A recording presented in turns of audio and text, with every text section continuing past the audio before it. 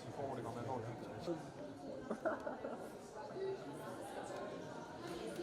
Erdhe Albini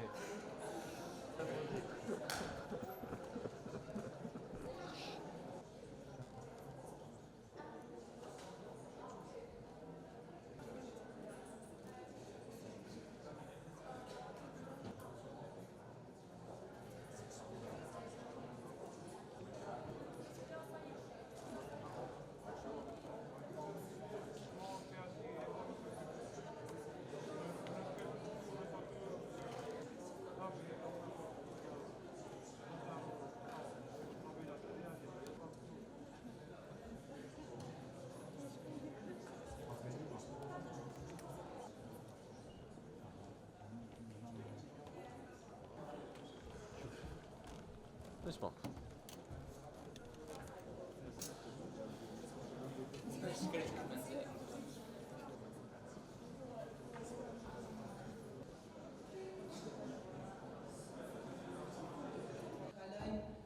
Një gocatuar 4-5 ditë në brezovizme, ku ka pas nocione tërme që ndikojnë në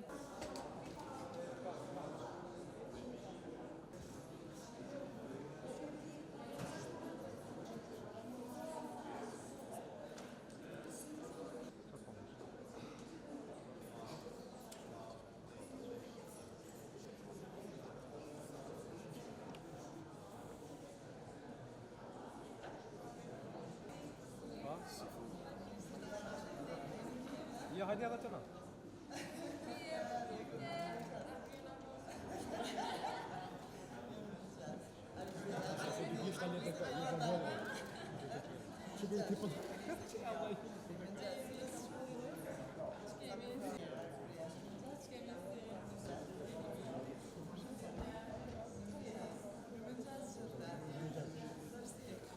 Të dashur nxënës, staf I shkollave të mesme në Prishtinë, po më vjen shumë mirë që të takohemi bashkë në një institucion shumë të rëndësishëm, pra në Kuvendin e Republikës së Kosovës.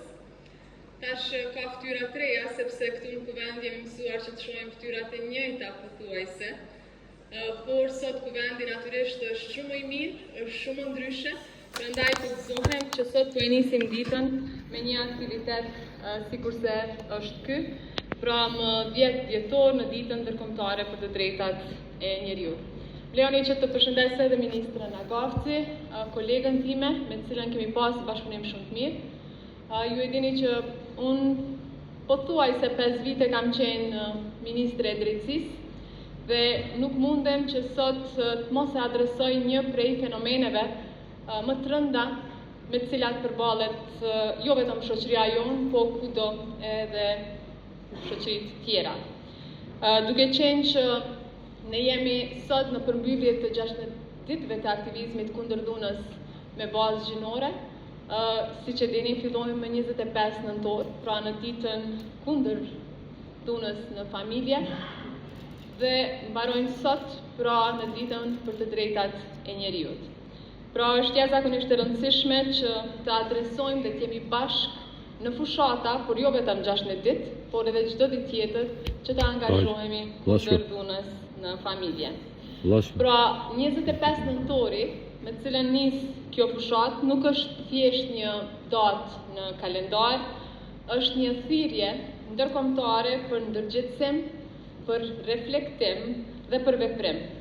Dhuna ndaj vajzave, dhuna ndaj grave është një nga shkeljet më të përhapura të drejtave të njeriut në botë, prek shumë familje, prek shumë shoqëri, shumë komunitete, edhe ndoshta dikush me të drejtë do të mund të më pyeste pse po flet vetëm për dhunën ndaj vajzave dhe grave. Natyrisht që dhuna është e ndaluar dhe dënohet edhe kur ajo bëhet kundrejt burrave apo kundrejt djemve. Por në Kosovë, sikurse edhe në vende tjera, rreth 90% të rasteve të raportuara janë kundër vajzave dhe grave. Pra e kemi fenomen dhe fenomenet duhet t'i luftojmë dhe t'angazhohemi për ditë. Por sot nuk dua të flas vetëm për problemin, por edhe për rolin tuaj, pra për rolin e të rinjve në ndryshimin e këtij realiteti. Ju jeni potenciali më I madh që ka Republika e Kosovës, prandaj është tepër e rëndësishme që bashkarisht kudo të angazhohemi në këtë drejtim. Të dashur nxënës, dhuna nuk fillon vetëm me goditje, ajo shpesh fillon me fjalë, fillon me tallje, me përqeshje, me tendencë për ta kontrolluar dikë, për t'i treguar se si duhet vishet, si duhet flas, me presion, me xhelozi që nganjëherë mund të duket sikur dashuri, por nuk është dashuri. Xhelozia nuk është dashuri.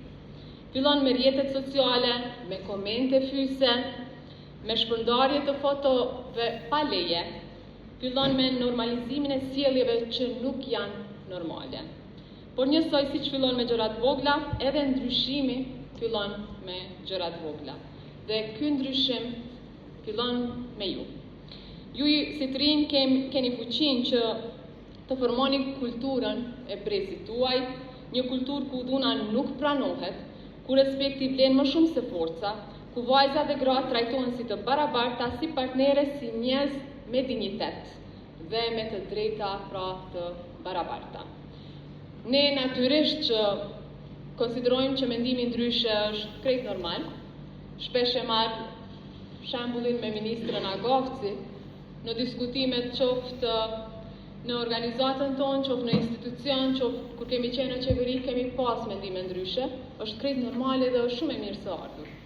Por ama jo asnjëherë duke përdorur dhunë fizike, dhunë psiqike, presion, shantazh, kërcënim apo çfarë do forme tjetër. Dhe këtë po e përmend se unë jam e bindur që edhe ju në klasa ku jeni, në hapësira të tjera ku mund të shkoni bashkarisht, mund të keni mendime të ndryshme, por asnjëherë mos lejoni që ta fyni ose t'ju fyej dikush, t'ju kërcënoj, t'ju bëj presion, t'ju shantazhoj, dhe nëse jeni dëshmitar që dikush po ja bën kështu dikujt, atëherë ju ftoj që të reagoni, sepse secili reagim mund të ndihmojë që rastet e tilla të minimizohen në qoftë se ne nuk mund t'i zhdukim ato. Pra të gjithë kemi një rol, që të mos kemi frikë të reagojmë kur shohim dikë që bullizohet apo që poshtrohet, të mos qeshim me batuta që nënçmojnë vajzat dhe gratë, të raportojmë kur dëgjojmë ose kur dyshojmë për dhunë. Këtu sidomos stafi shkollës, pra mësimdhënësit, jam shumë e bindur që e din shumë mirë se cilin nxënës që e ka në klasë. Prandaj është shumë e rëndësishme që kur shohin që diçka nuk është në rregull me atë nxënës, që të flasin me të, me psikologun e shkollës, me drejtorinë, pra që të adresojnë se çka po ndodh me atë nxënës. Se ndoshta ai njëjti apo e njëjta ka probleme në familje, ka dhunë familje dhe duhet të ndihmohet. Në shumë vende demokratike, shkollat luajnë rol të rëndësishëm sepse raportojnë rastet e dhunës në familje. Por po ashtu është e rëndësishme që të mbështesni njëri tjetrin dhe të krijoni marrëdhënie të shëndetshme, të barazuara në respekt, komunikim, por po ashtu edhe barazi. Pra shkolla, familja dhe komuniteti janë vendet ku ne duhet të ndërtojmë një mjedis të sigurt, ku secili ndihet i mbrojtur, i pranuar, por po ashtu edhe i vlerësuar. Dhe kjo nis duke dëgjuar njëri tjetrin, duke qenë të hapur dhe duke thënë që dhuna nuk ka vend midis nesh. E natyrisht me sot është dita ndërkombëtare për drejtat e njeriut, pra e shënojmë këtë ditë. Vlerësoj që është rëndësishme që të themi që një ditë si kjo na kujton se çdo person, kudo në botë, përfshirë edhe juve që jeni këtu, ka të drejta themelore që nuk mund t'i mohohen nga askush. As nga individi, as nga shoqëria, as nga asnjë institucion. Pra këto drejta na takojnë të gjithëve, pa dallim moshe, pa dallim gjinie, prejardhje, besimi apo mendimi, pra ato janë universale, të pandashme dhe të patjetërsueshme. Pra shembuj të rëndësishëm si këto ju e dini sepse i keni mësuar, janë e drejta për jetë, për liri, për arsim, për mendim të lirë, për privatësi, barazi para ligjit dhe të tjera. Si që këtë ditë që shënon e ditën e përmbylljes së fushatës globale 16 ditë të aktivizmit kundër dhunës në baza gjinore dhe dhunës në familje ta shënojmë bashkarisht. Duke pas parasysh se sot përfundon fushata globale, e cila siç e dini shënohet në gjithë botën si 16 ditë kur gjithë shoqëria, institucionet, përfaqësues të organizatave shoqërisë civile dhe të tjerë ndërmarrin aktivitete vetëdijsuese në mënyrë që të ndikojnë në vetësim dhe në parandalim të dhunës, por edhe në adresimin e duhur të dhunës kur do që ajo ndodhë. Por është rëndësishme të përsëritet se sot përfundojnë zyrtarisht fushata, por në fakt aktivitetet dhe gjithë veprimtaritë kundër dhunës në çfarë baze duhet të jenë të përditshme dhe të mos përfundojnë në një ditë të veçantë. Tani unë do të jem e shkurt sepse kemi dëshirë të ju ndëgjojmë edhe juve, por besoj që secili prej jush jeni sot bashkë me ne dhe shokët e shoqet tuaja nga shkolla kanë qenë pjesë e aktiviteteve që organizohen në shkolla në kuadër të programit dhe të kurrikulave dhe aktiviteteve jashtë-kurrikulare që organizohen nga Ministria e Arsimit dhe ofrohen nga mësimdhënësit tuaj për të adresuar këtë temë kaq të ndjeshme.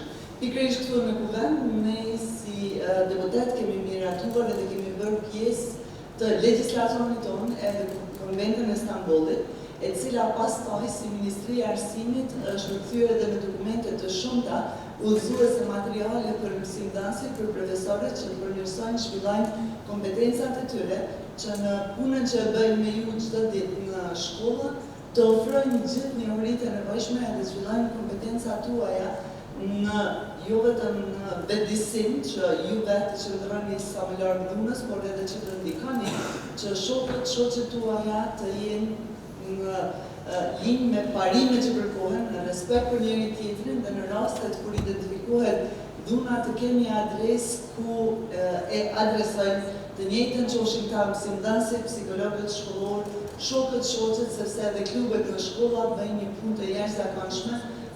Shpresoj që dikush nga ju të jetë pjesë e klubeve në shkollat tuaja, ku jeni në përkrahje të nxënësve. Vlerani që fare në fund, duke ditur që keni pas shumë aktivitete në shkollat tuaja, të përmbyll këtë fjalë duke ju ftuar edhe një herë që të mos heshni ndaj asnjë forme të dhunës. E di që edhe personalisht në ditët e sotme kur kemi një zhvillim të jashtëzakonshëm të teknologjisë, e cila krahas të mirave që i sjell, ka edhe rrezikun nga dhuna digjitale, për të cilën kemi pas një varg aktivitetesh në shkolla, sidomos në shkollat e mesme, të jeni të vëmendshëm e të vetëdijshëm në radhë të parë për sigurinë tuaj, për integritetin, për të mbrojtur gjithçka që ka të bëjë me qenien tuaj edhe fizike, edhe emocionale dhe gjithçka që garanton mirëqenien tuaj duhet të jetë e siguruar dhe e respektuar nga secili.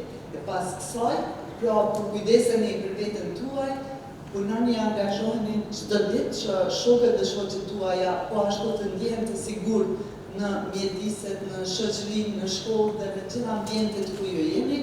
Kushdo nga shoqet ndjehet jo mirë, vreni ndryshimet të cilat nuk janë të zakonshme, adresojeni ato tek njerëzit që ju besoni, qofshin ata mësimdhënësit tuaj, profesorët, qofshin psikologët, këshilltarët dhe persona tjerë, sepse secili prej nesh, që kemi pozita publike, mësimdhënësit, drejtorët, ministrat, përfaqësues të institucioneve, jemi këtu për të qenë në mbështetje tuaja dhe për të siguruar jo vetëm politika që ofrojnë siguri për secilin, për të miratuar pra politika të tilla, por edhe për të siguruar që ato politika implementohen suksesshëm dhe garantojnë sigurinë dhe mirëqenien e gjithëve. Me besimin e plot që jeni të vetëdijshëm dhe punoni, angazhoheni për këtë, ju uroj shumë suksese dhe pres që të jemi bashkë në mirëqenien për secilin e secilin.